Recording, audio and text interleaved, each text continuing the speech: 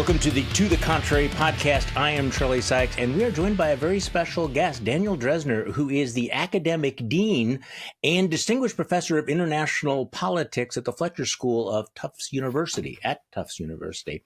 First of all, Daniel, good to talk with you again. I talked with you in a previous life. We met at a recent conference about the future of liberalism in Washington, D.C., and decided that we were definitely going to be doing this again, so I appreciate it.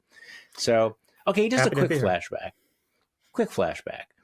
I became acquainted with your work, became a big fan of your work when you were doing the Donald Trump as toddler-in-chief. Now, in the years since then, I have become acquainted with more toddlers, and we've become more familiar with Donald Trump.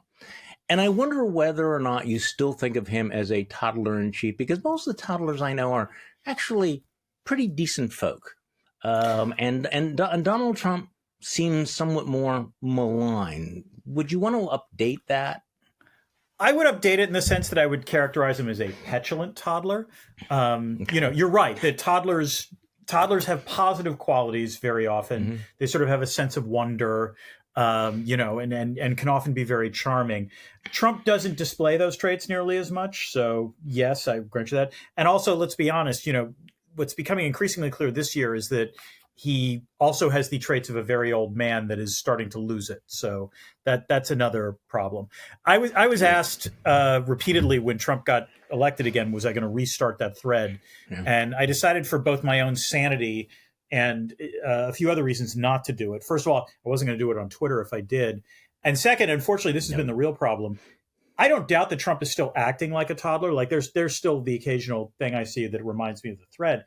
The difference this time around is that in his first term, there were plenty of people who were working for him who were willing to tell the media that he was doing this. Unfortunately, his staff is far more loyal to him this time around. Okay, it's funny you should mention that because I was doing a podcast earlier this morning. I think it was a Dutch podcast. And we got to talking about the difference between Trump 1.0 and Trump 2.0. And I said, and again, I don't know why I woke up thinking about Mike Pence this morning. Mike Pence, the ultimate loyalist, the ultimate loyal vice president, the guy who would pick up the bottle of water when Donald Trump picked up the bottle of water, who would walk out of NFL games if Donald Trump told him to do that. And yet at the very end of that, of Trump 1.0, Mike Pence did something that was extraordinary, particularly in retrospect. He refused Donald Trump's essentially his order to violate the law, to overturn the election, to violate the Constitution. And as I was thinking about that, I was thinking about that Trump 2.0 in many ways, in order to understand it, is that this administration is Pence-proofed. That Donald Trump very specifically set out to, stack his administration with people who would never do what Mike Pence did, who would never have that moment where he would say, this is my red line. I'm putting the country and the Constitution ahead of my loyalty to you. And that really explains his staffing and his cabinet, that you have people like Pete Hegseth and Pam Bondi and Kash Patel, who will never under any circumstances say no to the president, no matter how outrageous his demands and requests are. So it's Pence-proofed. Yeah. And that's the big difference. Okay, let's not talk about Donald Trump, though, for a moment, okay? Okay. I want to get to, for readers and listeners, you write a Substack newsletter, Drezner's World, and I want to talk about some of the pieces that, might have gotten lost in the shuffle with Charlie Kirk and et cetera, involving foreign policy. And I want to talk about a variety of these other things. But before that, and this relates to absolutely nothing. I posted this on social media for no reason whatsoever, but somebody forwarded this article from the New York Times, Saturday, February 4th, 1939. Okay. Oh dear. Goebbels ends career of 5 Aryan actors who made witticisms about the Nazi regime. Berlin, February 3rd. Propaganda Minister Joseph Goebbels today ended the professional careers of 5 Aryan actors and cabaret announcers by expelling them from the Reich's Chamber of Culture on the grounds that, quote, in their public appearances, they displayed a lack of any positive attitude toward National Socialism and therewith caused grave annoyance in public and especially to party comrades. The 5 include perhaps the best-known German stage comedians who survived previous previous Chamber of Culture purges and still dared to indulge in political witticisms. And then it goes through the names. Werner Fink. I'm not going to pronounce all of them. As regards the details of the crimes of which the five are accused, Dr. Goebbels mentions they made political witticisms about the colonial problem, the 4-year plan, and Chancellor Hitler's monumental building program. And one of them even raised the question of whether there was any humor left in Germany today. Oh man, I just that's bring disturbing. This again. Yep. Not in relationship to anything else. So again, hard segue to your thoughts about President Trump on Air Force One, flying back from meeting the King of England and declaring, obviously feeling rather exultant and emboldened and empowered by the Disney ABC's firing of Jimmy Kimmel, or canning of Jimmy Kimmel. For making some inappropriate witticisms, saying that the networks networks who had been too critical of him, that were against him, should have their broadcast licenses pulled, and it would be up to Brendan Carr. And once again, talking about the quiet part out loud, essentially saying, yeah, I am prepared to use the power of state coercion to pull the licenses from broadcast networks that hit me, because they're not allowed to do that. Mm-hmm. I mean, we saw the sort of trial run of this during his first administration. You know, Trump would occasionally articulate a desire to interfere in media mergers and acquisitions in the hopes that this would get him more favorable coverage. Think about this, the Time Warner merger, for example. What has changed this time, I think, is a couple of things. First, he's clearly willing to do it. I mean, it's been an explicit quid pro quo when it comes to mergers and acquisitions in particular, that unless corporations suck up to him, he will order the Justice Department not to, the Antitrust Division not to approve it. Right. So, this leads to, even before this, ABC, I think, had agreed to pay Trump $15 million in a lawsuit that everyone knew that Trump was going to lose. It comes up bogus. It comes up in the Paramount Skydance merger, where that led to the, among other things, the creation of an ombudsman for CBS News, the concessions were made at 60 Minutes, and of course the firing of Colbert, or the termination of Colbert's run beginning next year. Yeah. I would say that it's part of a larger, I would say, attempted bullying that Trump has done to basically try to send the message that if you disagree with him, he will take the powers of the federal government and try to make your life miserable. Now, some of these threats, some of these threats, though, are not as potent as others. Like whenever he threatens to withdraw the FCC license of a broadcaster, my understanding is that that's actually fantastically difficult, that he probably would not be able to do that. But the mergers and acquisitions thing is real. That's something that clearly corporations have decided they don't want to be on the wrong side of that. Or think about the law firms that decided to settle in a similar manner, I think potentially because of mergers. And I think or think about universities that are dependent upon, federal funding in terms of research to be able to do what they do. And so what Trump's one gift in politics is that he can spot human weakness, and he can spot institutional weakness as well. And so he has taken a look at the array of civil society institutions and private, firms that have occasionally been thorns in his side, and figured out where he can squeeze. Right. And he's been remarkably successful at doing this. But this is where, in the area of free speech and the First Amendment, I guess, I expected there would be much more pushback from the media and from Hollywood, and the willingness to acquiesce is a little bit startling. Although, as you point out, he understood what the most vulnerable points were, these mergers and acquisitions.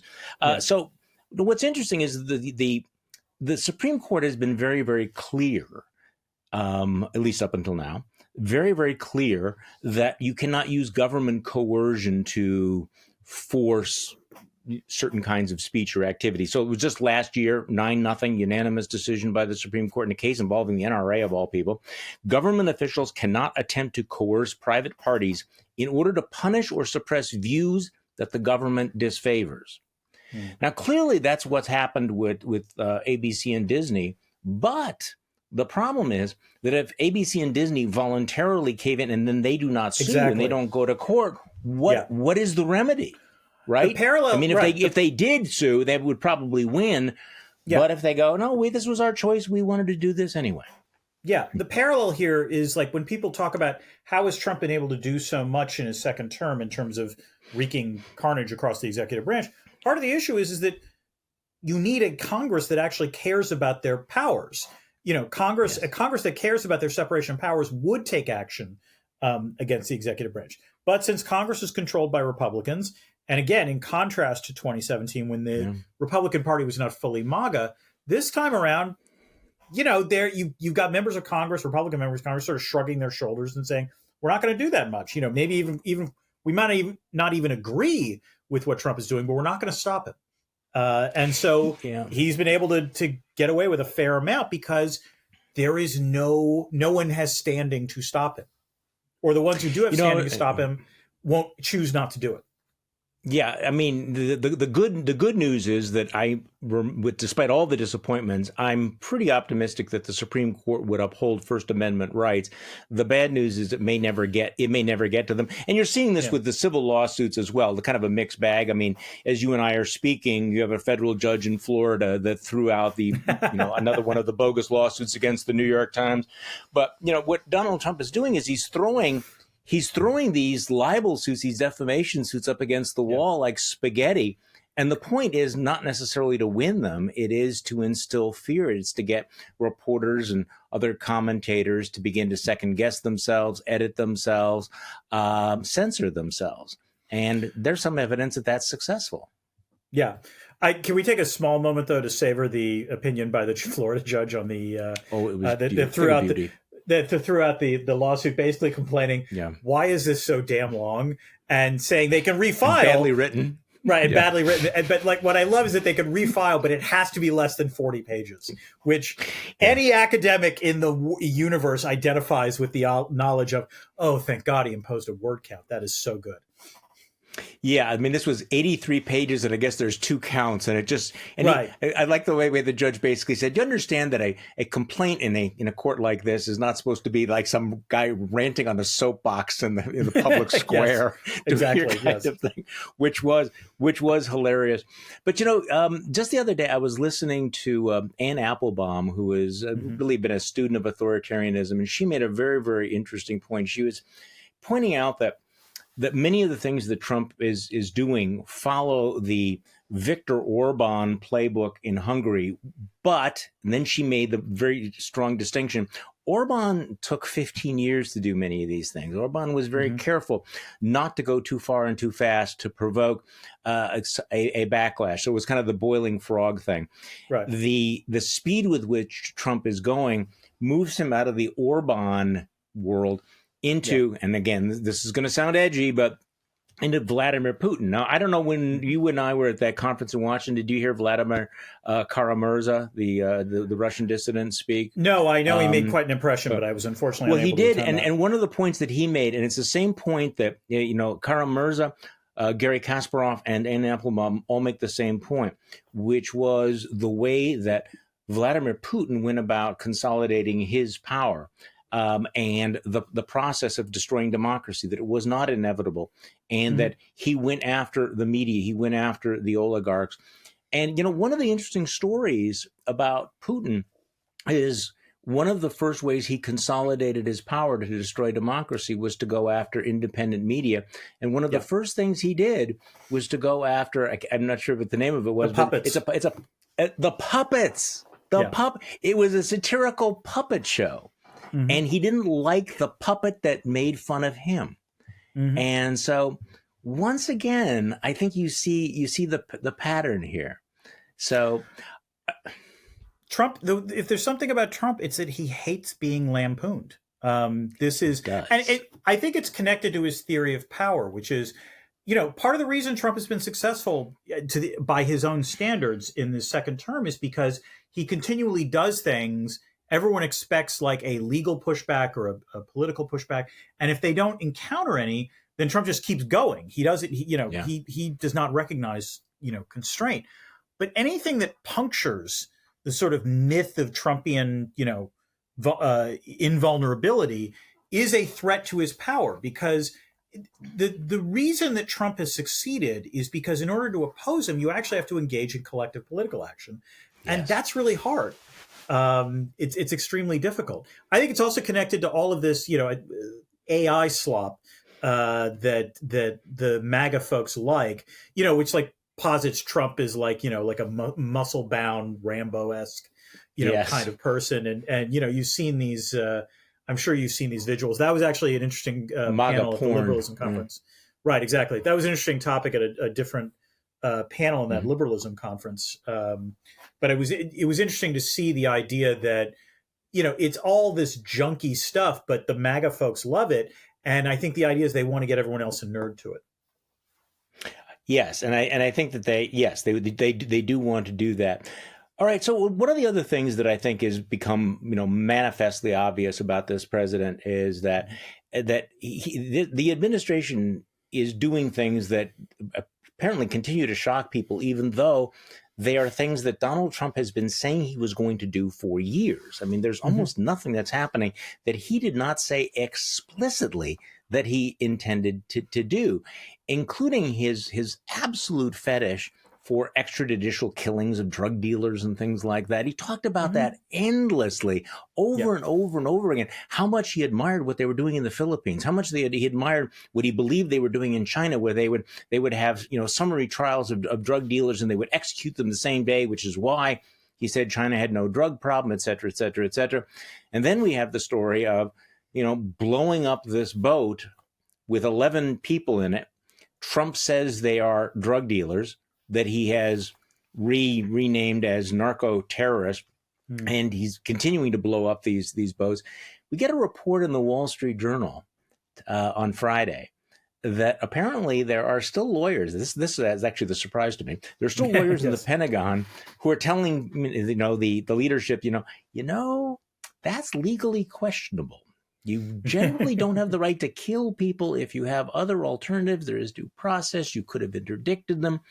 And also we're hearing that there's now legislation floating around Congress and the White House that would explicitly give the President of the United States the power and the authority to kill people, that he thinks are drug dealers. But this is interesting that I think that, first of all, that seems like a real expression of Trump's id. But is this what the state of I've asked other people this, the state of international law, that if you see a boat and you think that there are drug dealers, that you have the right to just blow it up? Is that? No, that's not how it works, as I understand it. My understanding is supposed to work. Right. My understanding is that the Trump administration expressly overrode what the Coast Guard normal procedures would be if they anticipated a ship carrying drugs, which is not to blow the ship out of the water, but to board it, find out if there are drugs are aboard, and then you can engage in legal action. As you say, Donald Trump is an unconventional president in a lot of ways. One way in which he is exactly like every other president is that he actually does want to follow through on the campaign promises that he makes. Yes. And one of the promises is that he wants to be, sort of very, violent and involve the U.S. military in halting the import of drugs into the United States. I anticipate this will not work terribly well. Because if there's anything drug runners are really good at, it's avoiding detection. But nonetheless, that led to this event. As you pointed out, I'm pretty sure there is no legality on this. It's probably a violation of international law. Of course, this raises the awkward question of, who's going to enforce it, therefore? Yes. And it'll be interesting. The problem is who would have standing to sue in a U.S. court, and I'm not sure anyone would. This is where I confess, I am technically a professor at the Fletcher School of Law and Diplomacy. I am not a lawyer, so I don't want to speak about things that I don't know that much about. But it is undeniably true that everything I've seen from those who understand about U.S. law, U.S. Under what conditions the U.S. military can fire on someone. This ain't one of them.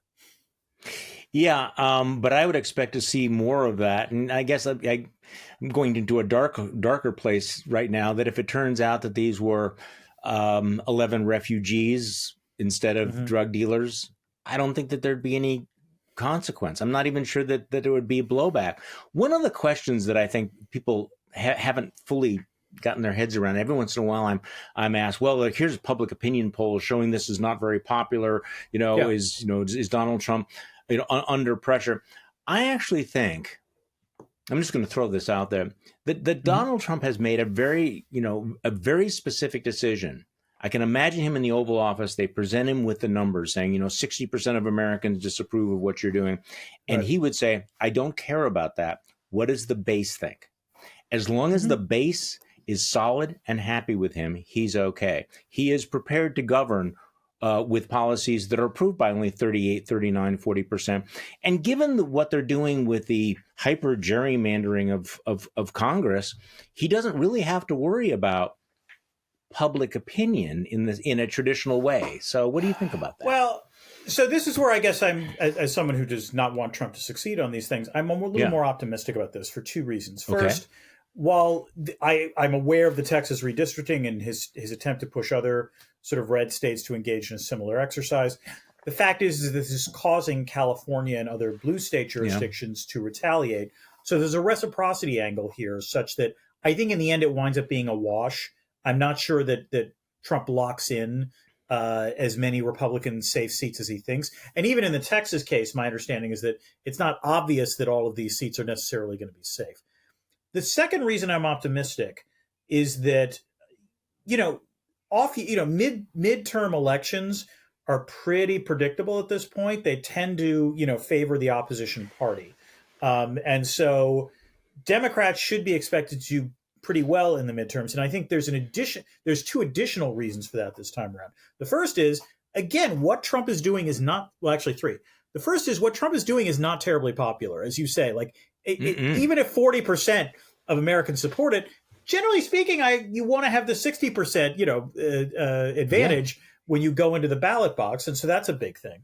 The second thing is that I think we are sort of in a Wile E. Coyote moment when it comes to the repercussions of what Trump has been doing, particularly in the economy, which is to say, things are not great now, but they're still pretty good. I mean, we came into the year with a pretty strong U.S. economy.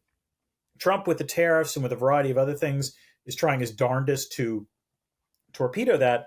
The economy is still doing pretty well, although that's mostly fueled by AI spending.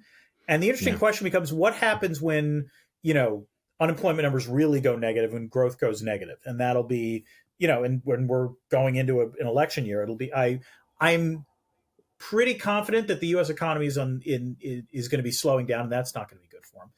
The third reason, and this is the basic one, is that Trump has actually inverted what used to be the traditional rule, which was that off-year elections favored Republicans. When I was growing up, when you were growing up, the fundamental rule was if a president wasn't on the ballot, Republicans tended to overperform. The reason being that the two demographics that tend to be likely to vote in off-year elections in non-presidential years are educated people, college-educated people and older people. And those two groups used to be very solidly Republican. They are now solidly Democratic. Those are the two. That's the sort of cleavage that Trump's sort of populist revolt triggered. And so it is going to be more motivated voters who vote in the midterms, and those are going to be Democrats, I suspect, or will vote Democrat. Well, okay, and there's a lot of evidence to support that thesis. It's interesting you mentioned that, because I remember back in the 1990s, I'll talk about Wisconsin politics as the quintessential swing state. We were two states.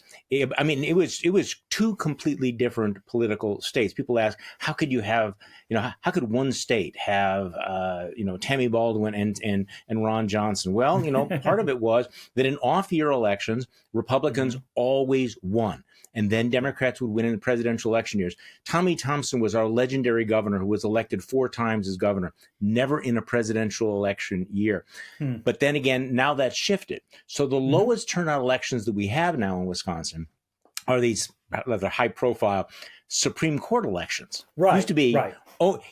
And conservatives used to win those all the time. Those Supreme Court elections. Well, obviously, and people know this, that has completely turned around. So as a measurement of the thesis of who turns out in lower turnout elections, you're seeing it in Wisconsin. Just look at what's happening in these. And of course, Elon Musk coming in, dropping $20 million in a state our size. We're not Florida. We're not California. $20 million, and then getting absolutely shellacked. Absolutely shellacked. All right, so let's talk about, go ahead. I was just going to say, this is why, for example, Trump, in the end, doesn't nominate Elise Stefanik to be U.S. Ambassador to the United Nations. Remember that. Yeah. It was because he knew that if she did that, the seat would be vacant. There would have to be an open special election. Yeah. And even though Stefanik won by 20 points and was probably, a Republican probably would have won that seat, you couldn't be entirely sure about that given the state of off-year elections.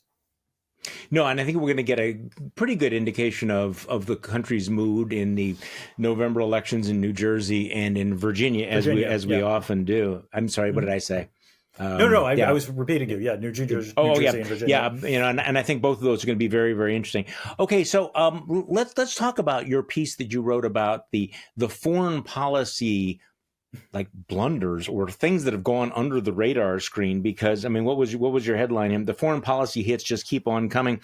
The Trump administration continues to throw it all away. And this is a huge story, whether you're talking about, what's happening on the international, whether you're talking about the politics of the summit, which now in retrospect looks like a complete disaster. That whole Alaska thing. That's going to go down as are people going to be teaching that in the future as like, this is how you don't do summits? This is what a diplomatic failure looks like? I will say, if I was teaching a course in Fletcher on statecraft, I would use that as an example of what not to do. There was no advance work whatsoever. It was Trump freewheeling and, thinking that by getting Putin to Alaska, he could somehow, push on the ceasefire. And it became very clear that it was, much ado about it was basically just another delaying tactic by Putin. But the thing that is becoming increasingly clear is that, first of all, the U.S. foreign policy machine is now so threadbare. To put it gently, Marco Rubio is no Henry Kissinger, but nonetheless has he has 4 jobs, I think, at this point, right? Like he's Secretary of State, he's National Security Advisor, he's acting USAID administrator, and I think he's also running the National Archives in his sort of spare time. In his spare time. Right. The point is, the foreign policy consultation machine is not working very well. And we knew this from the Signal chat, I would add. Like that Signal chat is not, we're not talking about high-level discourse going on in that conversation. And so as a result, no one necessarily notices this unless things start going wrong. And frankly, things are starting to go wrong. So, the 3 things I focus on in that article, the first is, the Israeli strike on Qatar, to try to take out the leadership of Hamas. Now, I have no love for the leadership of Hamas. I certainly understand Israel's fervent desire to decapitate Hamas, but they did so by, attacking a country that is supposedly sort of acting as a mediator for a ceasefire, and Qatar, which had taken no action against Israel. Furthermore, they did so without consulting the United States, ostensibly a stalwart ally of Israel, and understandably so, because Qatar hosts the largest U.S. military base in the region. If I'm Qatar, I'm pretty pissed about this, especially given that they, ostensibly gifted the new Air Force One to the Trump administration. But it basically highlights what are the benefits of any sort of security guarantees from the United States if they're going to let Israel do whatever it wants. And I think one of the responses to this, Trump was not happy about this, to be fair.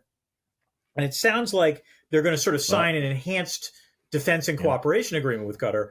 But if I'm Qatar, I don't, put much stock. It's nice to have, but I don't know, I'm skeptical of how much they're going to be able to check Israel in the future. And that's going to be a real problem in terms of trying to build any kind of actual peace in the Middle East. And this also leads, by the way, to, more recently, Saudi Arabia, signing that deal with Pakistan, essentially for security. That's Saudi Arabia hedging its bets and wondering who we can count on. So that's area 1. Area 2 is NATO's eastern flank, which, as you point out, in the wake of the Alaska summit, it obviously spooked the Europeans and the Ukrainians. It appears to have emboldened the Russians because they have now, Yes. engaged in drones violated the airspace of Poland. They violated the airspace of Romania. And now I believe we have a Russian fighter jet violating the airspace of Estonia. And, I just saw that. Charlie, I'm old enough to remember just a year ago when you had folks like Neil Ferguson or J.D. Vance claiming that had Donald Trump been president, Putin would have never invaded Ukraine. That Trump was such a deterrent that Russia would never have contemplated taking such action because they would have feared Trump's response. They don't seem terribly deterred right now. If this is a great point. This is a really good point. I'm not seeing much deterrence value in terms of the Trump administration when it comes to Russia. And so I think they're going to continue to engage in these probes just to see, how NATO eventually responds. But actually, those two are, relatively speaking, not great. They're actually horrible. But without question, the biggest foreign policy screw up of the last, of this month was the ICE raid on a Hyundai plant in Georgia. Yeah, by far. Because the evidence has come in that basically what happened is ICE conducted a raid on this plant. Apparently there were 4 Mexicans that were illegal, working there illegally. But what the ICE officials did when they got there was they encountered the Mexicans. They also encountered something like 500 South Koreans. Now, they were not expecting them because ICE didn't bring a Korean translator to this plant. But nonetheless, because they wanted to meet Steve Miller's quota of how many, bodies to deport, they arrested all of them. They shackled all of them. They put them into an ICE detention facility. And did so and highlighted the fact and bragged about it. And indeed, President Trump, in the 24 hours afterwards said, hey, countries have to obey our laws, even though it turns out that the bulk of these South Koreans, I think, were entirely, acting legally. They had the proper visa to do what they were doing. But the problem was, of course, the ICE officials weren't listening to them. This has caused a massive, outpouring of anger in South Korea, understandably so, because this is, just a brutal treatment of South Korean citizens in the United States. It was clear that ICE paid no attention whatsoever to the legality of what they were doing. Yeah. And they just arrested and shackled all of them. And the South stories Koreans are pretty horrific, right? I mean, the way they treated them as well, the treatment in captivity was pretty brutal. This is how bad it is. South Korea is opening a human rights investigation into this to see if the United States violated the human rights of the South Koreans. The real tell that this is a problem is that the Trump administration has been forced to do something they hate doing, which is they have apologized. Really? The Deputy Secretary of State had to fly to Seoul and express regret over what had happened. But I don't think it's going to stop there. And then Trump, if you saw, posted something on Truth Social about a week ago, basically saying, no, we actually want workers and investors to come here to help train American workers. But, it was not it was typical Trump. But the fact that he showed even any kind of contrition is remarkable. But I don't think this is something that's going to go away for the South Koreans. And I think it's going to lead to a freeze of a fair amount of foreign direct investment from South Korea into the United States. There's already evidence that some of the foreign direct investment that was planned has been frozen at this point, and also evidence that these firms are pulling out South Korean workers based in the United States because they are fearful of another of these raids happening. So those were 3 areas where the hits keep on coming. We also had a fourth, which I wanted to ask you about, our relations with India. A major, a major power, which now seems to have been utterly alienated and is now, you have Modi showing up at that big summit in China. So can you talk to me about that? Because that seems like an own goal. Oh, yeah. No.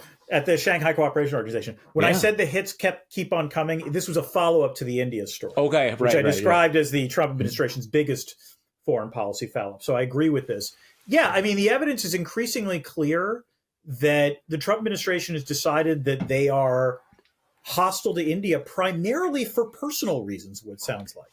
where basically, when Pakistan and India agreed to a ceasefire earlier this year, Trump wanted credit, and the Pakistanis cleverly said, yes, we're going to nominate you for the Nobel Peace Prize, absolutely.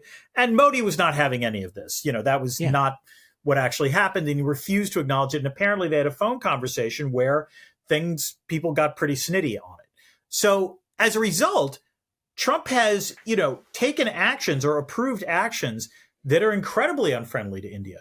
I could say this, I know for a fact that the Fletcher School, half of our student body is international. We want half international students, half domestic students. It's a great arrangement because everyone gets to learn from everyone else. We have had a dramatic reduction in the number of Indian students that came in this fall, not because they didn't want to come, but because they literally could not get visas because U.S. consular officials in India stopped issuing them, basically. That they have essentially, shut down on that, which is the only people that hurts are the Indians and U.S. institutes of higher education. And then another thing is the application of tariffs. So the Trump administration has slapped prohibitively high tariffs on Indian goods. And the claim that the administration is making is, well, we're doing this because India buys Russian oil, which is absolutely true. India does buy Russian oil. But the convenient thing that is left out is that China buys a lot more oil. And the administration is not doing anything about that. So, as you would imagine, the Indians are not pleased about this. And what is striking has been for most of this century, president after president, regardless of party, and this includes Trump, have taken pains to try to foster a stronger partnership with India. Essentially, in part because it's a counterweight to China, and in part because as a democracy, it does share some, more values with the United States than the Chinese do. And Trump appears to be throwing this all away in a fit of personal pique. And, as a general rule, if you are concerned about China, International Relations 101 says, hey, maybe you want to befriend India then, because they're going to have a good, they have incentives to, potentially, be worried about China as well. And Trump did the exact opposite of that. And that led to the SCO visit by Modi. It led to the pictures of Modi and Putin and Trump, Xi, proclaiming that their friendship has never been better. Now, we will see how much all of this actually leads to real changes in foreign policy. But if you're the United States and your primary strategic concern is China, don't alienate India. That's like, that's foreign policy 101. You don't do that. Well, there's a through line to everything that you've been talking about here, going back to your point about, the Trumpist claim that, Vladimir Putin would never have invaded Ukraine because he had so much respect and so much fear for Donald Trump. The through line here is the fact that the lack of actual real respect for Donald Trump. Benjamin Netanyahu figures he can just simply play him, that he'll ask for forgiveness rather than permission. Putin is flipping a middle finger to Donald Trump on a virtually daily basis. Xi obviously is seeing a vacuum where he can step up. And the South Koreans are completely disillusioned. So we've alienated many of our friends, and our enemies, rather than being intimidated, actually just don't seem to take him that seriously. And you want to talk about, the image of Donald Trump, all that MAGA porn, all the AI slop of Donald Trump being the world beast striding global leader. That's taking a hit as well, if people are paying any attention, which you never know when you're talking about foreign policy. Well, this is the problem. I mean, as I said, this is all real bad, and any other president who would be doing any of this would get painted as weak and flailing. Trump has benefited somewhat from the fact that really the last 2 weeks or last week or so, everyone's been consumed about Charlie Kirk. And also, when it comes to foreign policy, the truth, what I always like to say is that I care about foreign policy, but fundamentally, if you poll Americans, what you discover is it's not their top priority. Yeah. So they don't like to see Americans don't like to see America disrespected or mocked, and so that will come back to hurt Trump. But this isn't top of mind yet.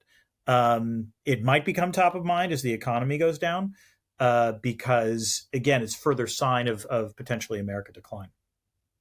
Or if there's a real hot war that becomes problematic for us. Yes. Daniel Drezner, thank you so much for coming on this podcast. I've been looking forward to this for a long time. I appreciate it very much. Thank you very much. I hope next time we can talk about happier subjects.